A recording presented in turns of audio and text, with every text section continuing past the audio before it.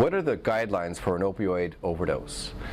It's an excellent question, and the first thing to do is to make sure that the environment is safe. Any bystander needs to make sure there's no danger to them, because obviously that is counterproductive. So to make sure that the person who's having an overdose, if they're awake, then they can just keep a close watchful eye on them to make sure that there's no impairment of their level of consciousness or slowing down of their breathing. However, there's a decrease in their level of consciousness. If they're not responding to you, if they're falling asleep, the idea is to wake them up. You can call their name loudly. If they don't respond to verbal stimuli, then the next thing to do is to give them a painful stimulus, which is generally a knuckle into the sternum. That's a safe way that will wake up a lot of people from an overdose, and that might need to be repeated. Going further down the spectrum though, a person in an active overdose can lose the ability to breathe, and the obvious signs are discolored skin with blue or purple discoloration, but this is a stepwise approach. At first they're pale, then they would turn green colored sometimes, depending on their colored skin, and then finally to a blue ashen color. That's an obvious sign of a respiratory emergency. In that situation, to get them down onto the ground on their back and to call for help, 911, and get your hands on a Narcan or a naloxone kit.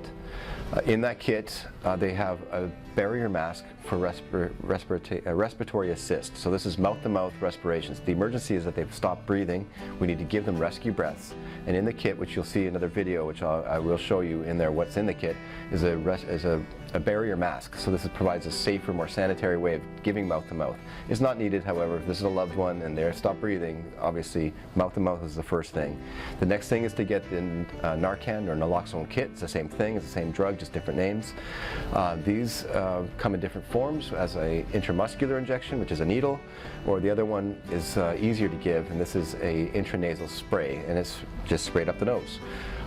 Then to roll them on their side in case they might vomit, that's called the recovery position. And then to keep a close eye on them and to go through this again, to keep an eye on their mental status, to keep an eye on their respirations, because they could go back into lack of breathing. Finally, to get first responders there, to call 911, as I said earlier, and to keep a close eye on your loved ones. So to summarize, what are the guidelines for an opioid overdose is to watch for various levels of sedation in which the person progresses from lack of verbal stimulation because they're falling asleep, unconscious, lack of painful stimulation, no response to that. That suggests that there's imminent respiratory failure.